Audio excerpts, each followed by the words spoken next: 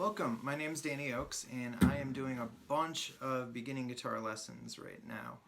This is one on power chords. Power chords are just two-note chords.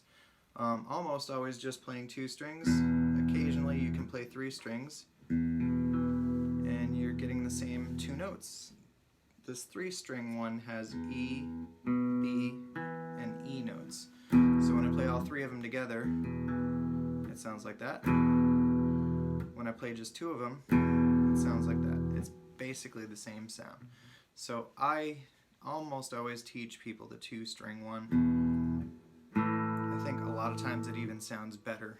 You're usually using overdrive with that type of sound anyways. Alright, here's the E5. This is an A5, so I've just moved my finger one string toward the floor. Now I'm playing only strings 5 and 4. It's called an A5 or an A power chord. Next one I'm going to show you is a B5. So string 5, fret 2, that's my first finger. String 4, fret 4 with my pinky, fourth finger. Alright, so with those three chords I could play stuff like I Love Rock and Roll. This is a A5, B5.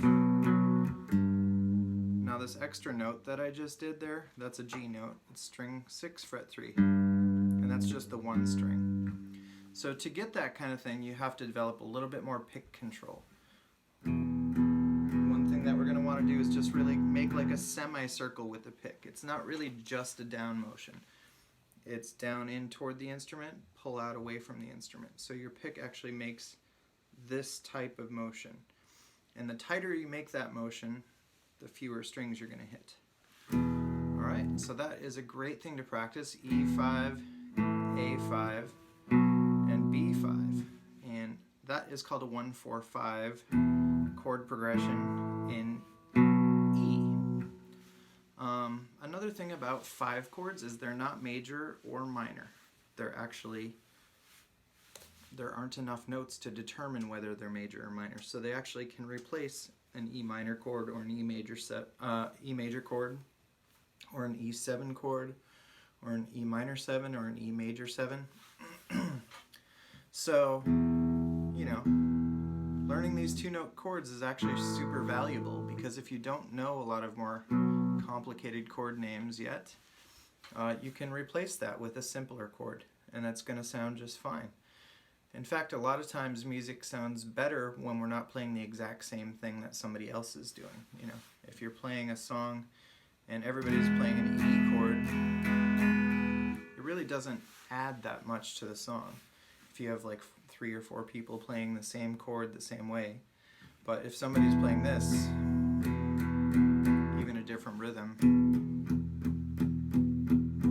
it sounds totally different. If you can imagine this sound and this